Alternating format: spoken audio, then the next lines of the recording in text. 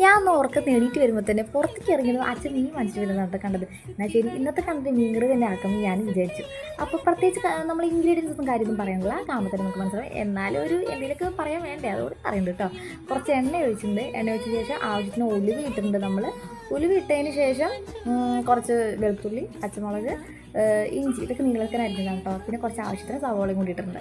അപ്പോൾ അത് നമ്മൾ അതിന് ശേഷം പിന്നീട് തക്കാളി ഇടുന്നത്. ഉപ്പ് മുറിയാൻ വേണ്ടിയിട്ട് ഇടാം, പക്ഷേ ഞാൻ അപ്പം ഇട്ടില്ല. എല്ലാം മുറിഞ്ഞതിന് ശേഷം ഉപ്പിടുന്നത്. അതിന് ശേഷം മഞ്ഞൾപ്പൊടി ഇട്ടിട്ടുണ്ട്. പിന്നെ ആവശ്യത്തിന് മുളക് പൊടി, കുറച്ച് എരിവ് കൂടുതലിട്ട് കുഴപ്പമില്ല കേട്ടോ. പിന്നെ അതേപോലെ തന്നെ മല്ലിപ്പൊടി ഇതിൽ കുറച്ച് കുറവായിട്ടിരിക്കുന്നത്, പക്ഷേ രണ്ടാം പ്രാവശ്യം ഞാൻ അതിൽ ഇൻക്ലൂഡ് ചെയ്തിട്ടുണ്ട് കേട്ടോ, മല്ലിപ്പൊടി കുറഞ്ഞത് കൊണ്ട് തന്നെ.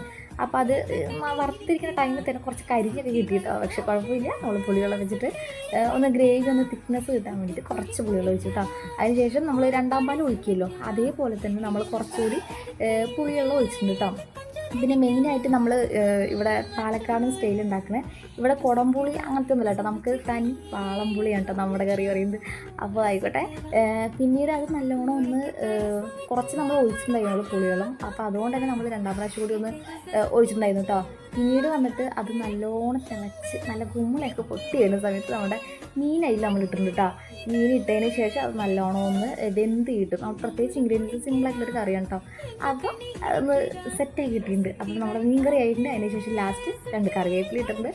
ലേശം വെളിച്ചെണ്ണ കൂടി വെച്ച് നമ്മുടെ കറി റെഡി.